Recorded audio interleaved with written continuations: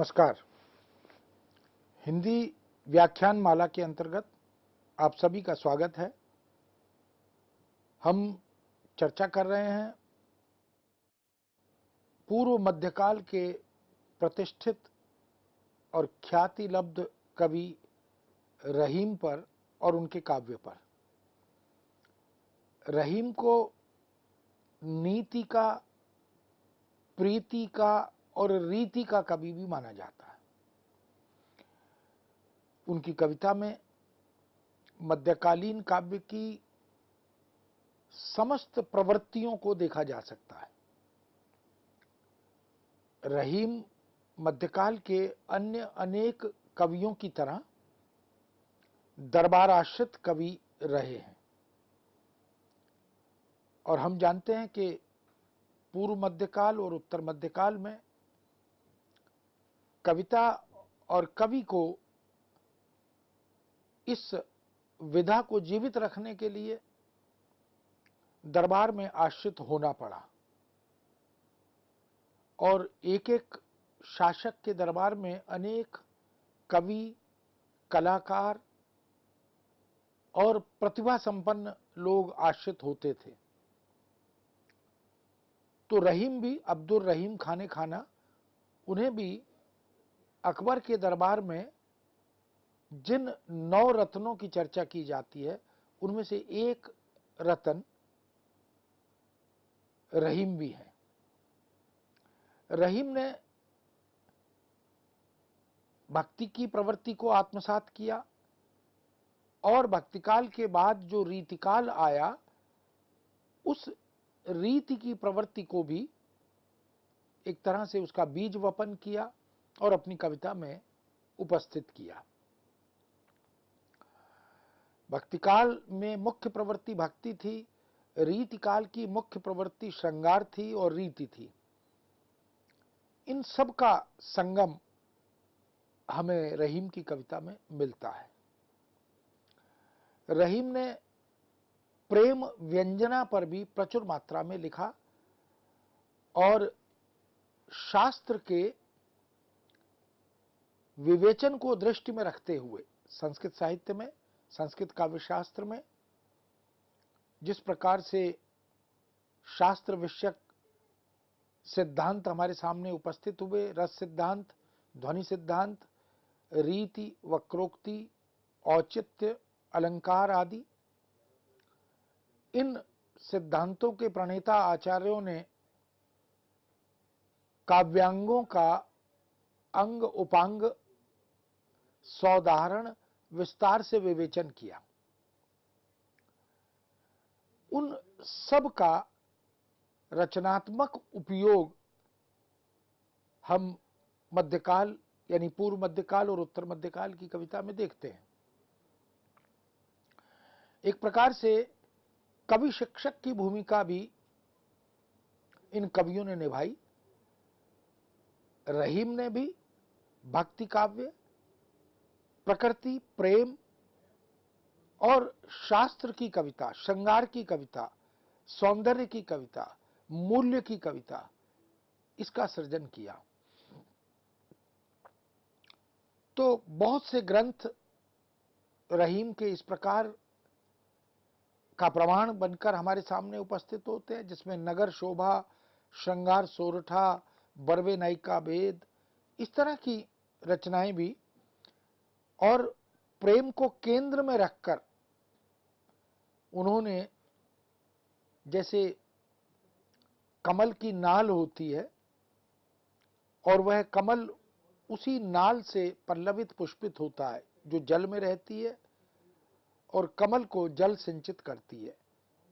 तो मध्यकाल की कविता में प्रेम, वो प्रेम चाहे लोक का हो या परलोक का हो, भगवत भक्ति से जुड़ा हुआ प्रेम हो या लोक जीवन से जुड़ा हुआ प्रेम हो, उस प्रेम की विवेचना सौदाहरण प्रामाणिकता के साथ, विश्वसनीयता के साथ इन कवियों ने हमारे सामने उपस्थित कराई है। ऐसा कहा रहीम ने कि यदि प्रेम टूट जाए दरार आ जाए तो फिर या तो जुड़ता नहीं है, और जुड़ जाए तो गांठ पड़ जाती है, और गांठ भी ऐसी जो सहजता को नष्ट कर देती है। इसलिए कहते हैं, रहीमन धागा प्रेम का मत तोड़ो चटकाए, टूटे तय फिर न जुरे, जुरे गांठ परी जाए। ये जो प्रेम है ये एक धागे की तरह है, और प्रेम का धागा यथासंभव हमें सुरक्षित रखना चाहिए, बचाकर रखना चाहिए। यदि एक बार वो खंडित हो जाए, टूट जाए, तो फिर जुड़ना असंभव सा प्रतीत होता है। और यदि हम उसे जोड़ भी लें कृत्रिम उपायों से, तो फिर उस धागे में गांठ पड़ जाती है। अब ये लोक जीवन से बहुत सुंदर सादृश्य रहीम ने लिया और एक प्रकार से नैतिक संदेश दिया कि प्रेम त्याग का दूसरा नाम है। इसलिए प्रसाद कहते हैं, पागल रे वो मिलता है कब, उसको तो देते ही हैं सब। प्राप्त्याशा प्रेम में अपेक्षित नहीं होती, वांछित नहीं होती। इसलिए प्रेम को यदि जीवित रखना है, चिरजीवी बनाकर रखना है, तो उसे यथासंभव सुरक्षित रखिए, अटूट रखिए, और उसे टूटने मत दीजिए। प्रेम की अग्नि बड़ी विदग्ध करने वाली अग्नि है। पूरा मध्यकालीन कविता में, चाहे वो गोपियों का कृष्ण के प्रति प्रेम हो, विरह वियोग विछोह से पैदा हुई अग्नि की दग्धता हो, लोक जीवन में प्रेमी और प्रेमिका, आलंबन और आश्रय, उनमें भी प्रेमाग्नि किस तरह से दग्ध करती है। और विरह को तो प्रेम की कसौटी कहा ही जाता है। इसलिए ये प्रेम की अग्नि बुझ बुझ कर सुलगती है, और सुलग सुलग कर हृदय को गुदगुदाती भी है। तभी रहीम कहते हैं, जे सुलगे ते बुझ गए, बुझे ते सुलगे नाही। और जो सुलगे नहीं वो बुझ गए, यानी जिन्होंने प्रेम किया वही सफल हैं, लेकिन जिन्होंने प्रेम किया उन्हें इस प्रेमजन्य विरह की अग्नि से दग्ध भी होना पड़ा। रहीमन दाहे प्रेम के बुझ बुझ के सुलगाए। जो प्रेम की और विरह की अग्नि से दग्ध हुए हैं, वो बार बार बुझकर भी सुलगते हैं। इस तरह मर्यादित शब्दों में, संयमित शब्दों में कवि रहीम ने भी उस भारतीय प्रेम परंपरा को अपनी कविता के साथ जोड़कर अभिव्यक्त किया, जागरूक किया। व्यावहारिक ज्ञान एक प्रकार से अपने पाठक समुदाय को, नागरिकों को और विश्व के जो प्रेमी युगल हैं उनको एक संदेश भी दिया।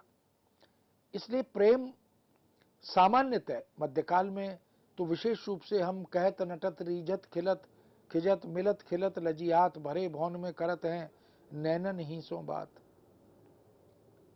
या और ऐसे बहुत से, चाहे वो कृष्ण भक्ति काव्य हो, राम भक्ति काव्य हो, सूफी काव्य हो या संत काव्य हो,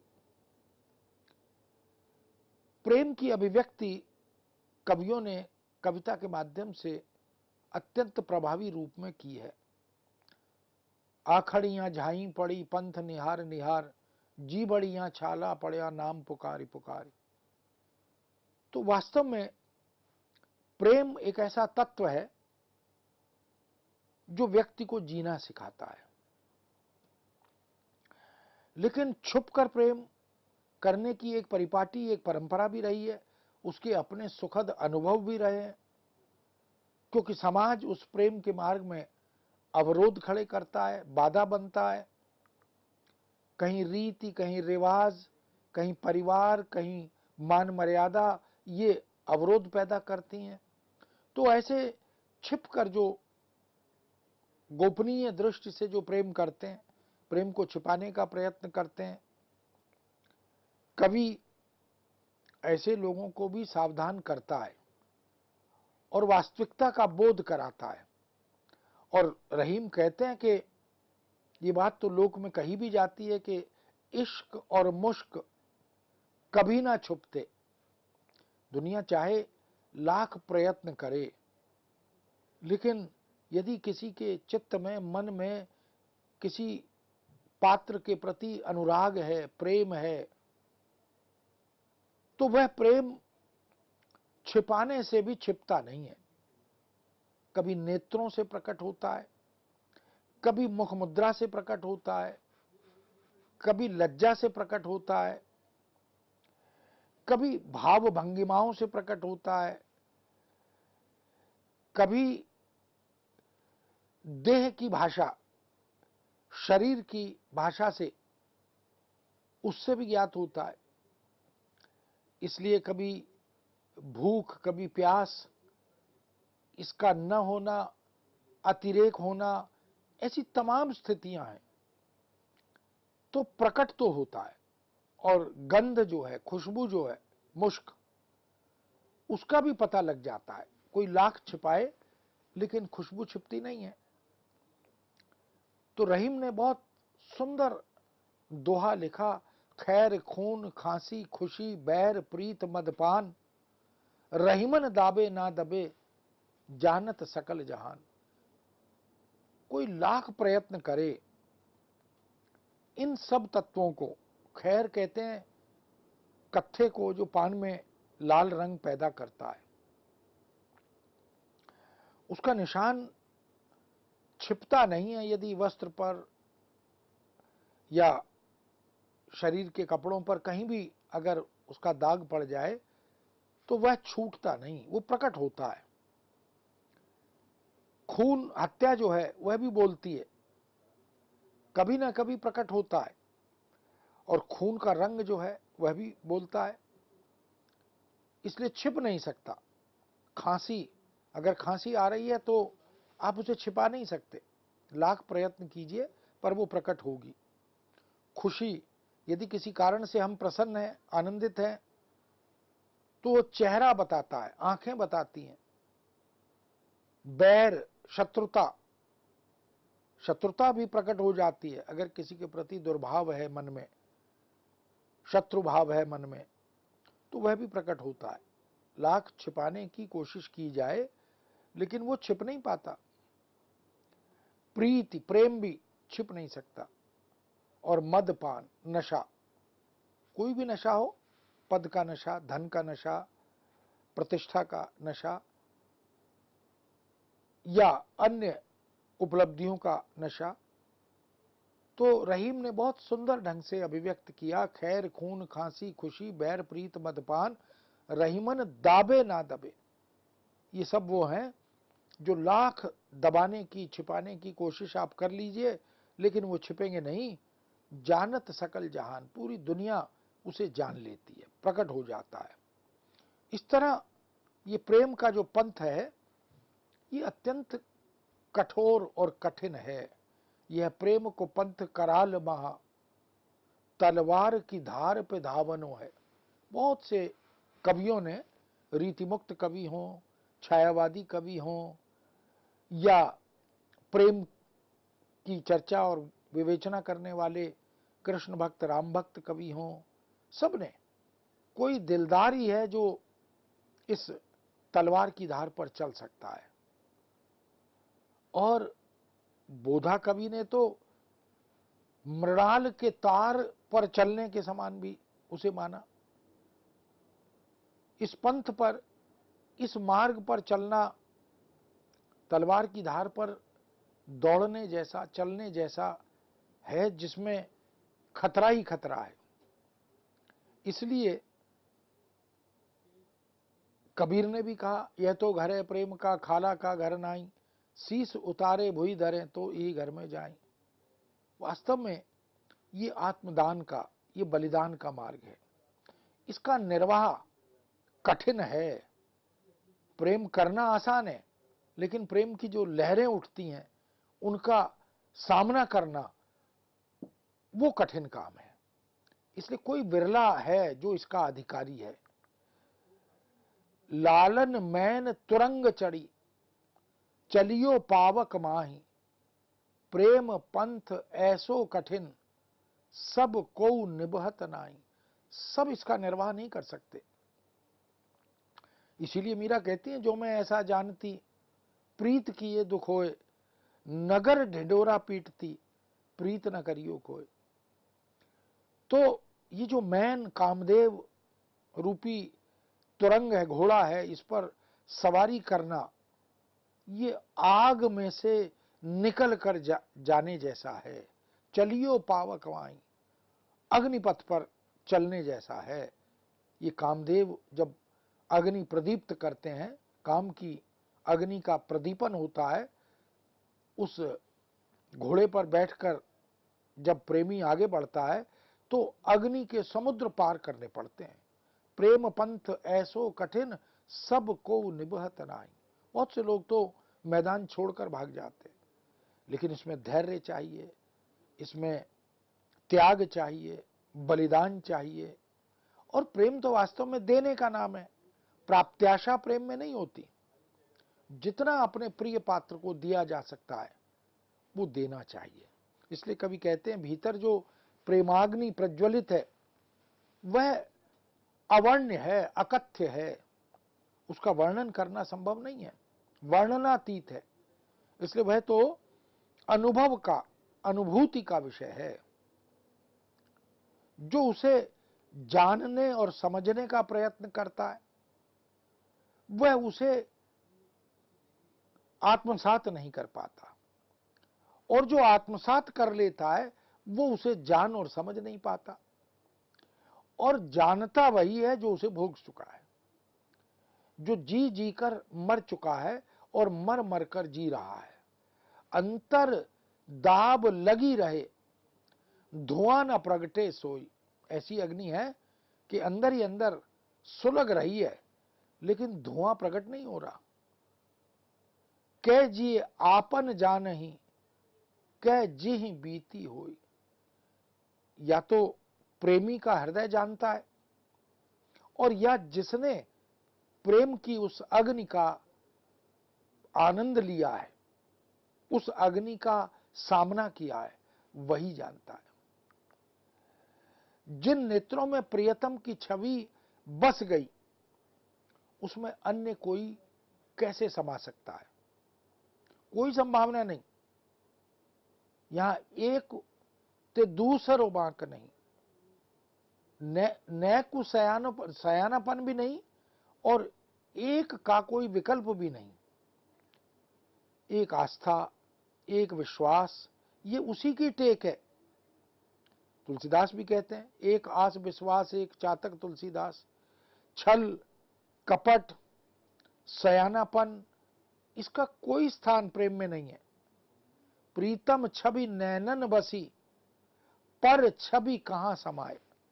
जब नेत्रों में प्रिय पात्र की छवि समा गई, बस गई, तो अन्य कोई छवि भला कैसे आ सकती है, समा सकती है। भरी सराय रहीम लखी, पथिक आप फिर जाए। ये जो नेत्रों में प्रियतम की छवि है, ये तो कुछ कुछ इसी प्रकार से है जैसे सराय जो है वो खाली ना हो, भर गई हो, उसमें स्थान शेष ना रहा हो। और भरी सराय, भरी धर्मशाला को देखकर जो पथिक है वो लौट जाते हैं। तो जो प्रेमी है, जो प्रिय पात्र है, वो यदि नेत्रों में बस गया है तो फिर अन्य किसी की कोई गुंजाइश, कोई संभावना, कोई स्थान शेष नहीं है। रहीम का प्रेम विशिष्ट प्रेम है। सामान्य प्रेम की दीप्ति यूं तेज में नहीं होती जैसी रहीम की कविता में अभिव्यक्ति पाती है। यह प्रेम तो तत्व और भाव के रूप में मुख और नेत्र द्युति से बाहर भीतर प्रदीप्त होता है, आलोकित होता है। पूरे शरीर में उस प्रेम की ज्योति विकीर्ण हो जाती है। कही रहीम एक दीप ते, प्रगट सबय द्युति होए, तन स्नेह कैसे दुरे, दृग दीपक जरु दोए। जब नेत्र रूपी दोनों दीपक प्रदीप्त हो जाते हैं, और ये जो प्रदीपन है ये प्रेम के प्रताप से संभव है, और जब ये दो प्रेम से प्रज्वलित दिए आलोक विकीर्ण करते हैं, तो फिर ये देह रूपी दिया जो है वो पूर्णतः आलोकित हो जाता है। प्रकट सबय द्युति होए, अंग प्रत्यंग से द्युति विकीर्ण होती है। प्रेम की ताकत, प्रेम की शक्ति, प्रेम की परिव्याप्ति, उसका संकेत। तो रहीम जिस प्रेम की बात करते हैं वो भारतीय परंपरा का बड़ा सात्विक प्रेम है।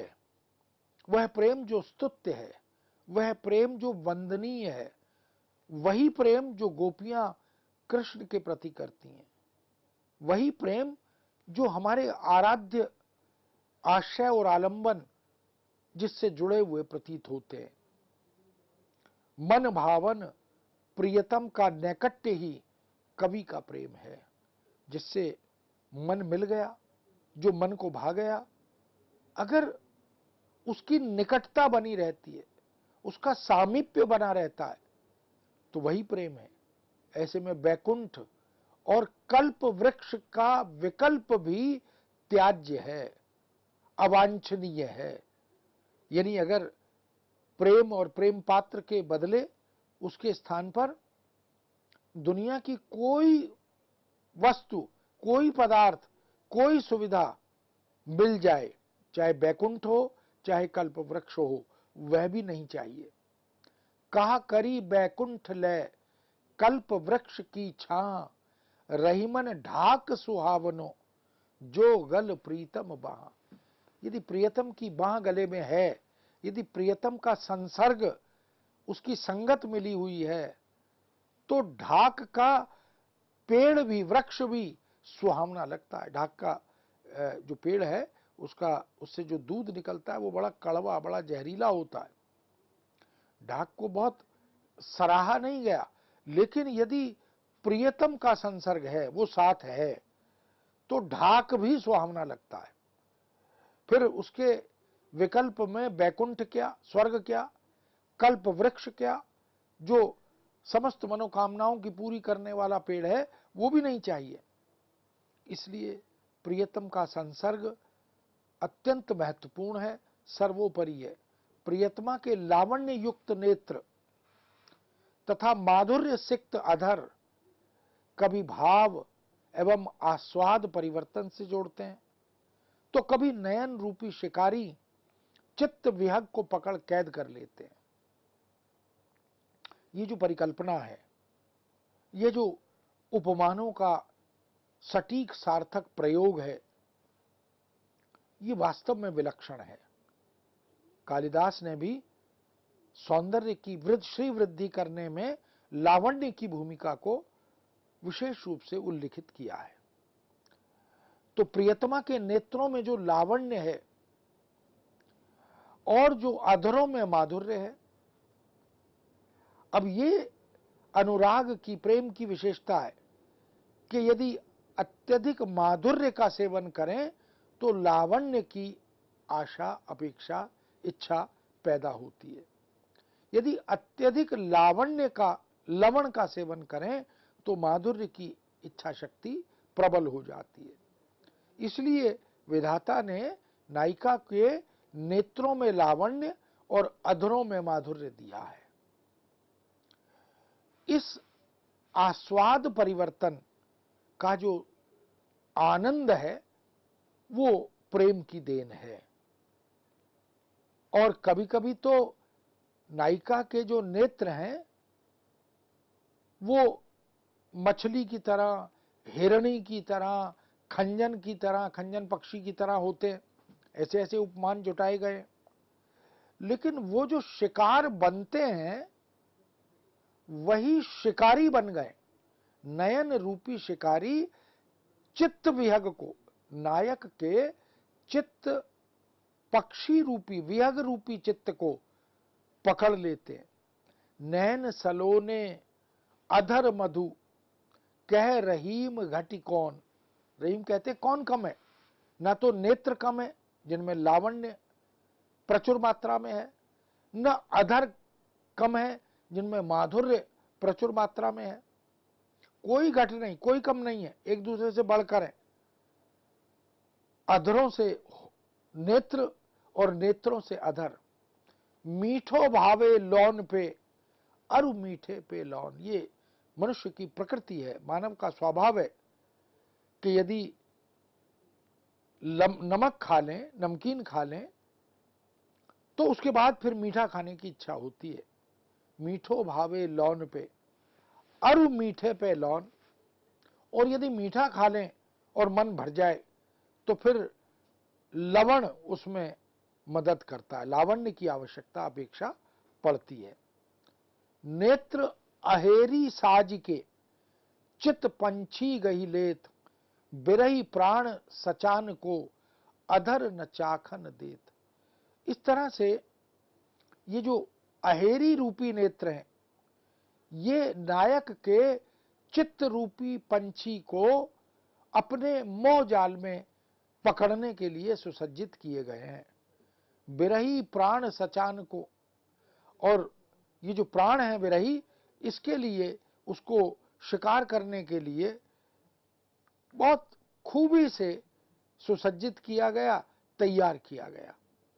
यानी कवि रहीम ने एक बृहत व्यापक सौंदर्य दृष्टि के साथ प्रेम की कविता को, सौंदर्य की कविता को अभिव्यक्ति प्रदान की है।